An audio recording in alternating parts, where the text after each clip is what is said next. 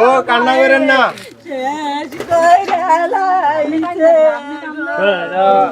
জানের উপর দিয়ে যাইতো মালের উপর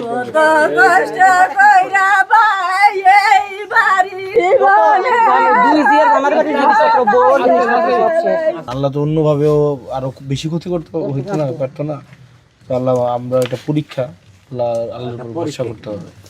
আল্লাহর উপরে ভরসা না করে যদি আমরা মানে ইয়া করি, এটা আরো বেশি মানে একটা সন্তুষ্টি প্রকাশ পায়।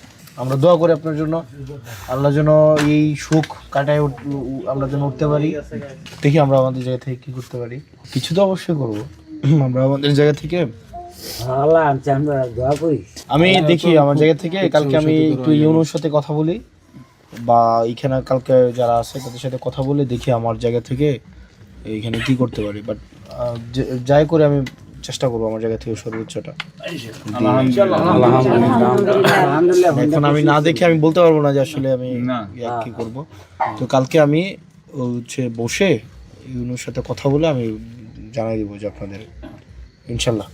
আপনার আব্বার লগে, আপনার কাহার লগে, নসু এক লগে আর ঢাকা আব্দুল্লাহ ছিলাম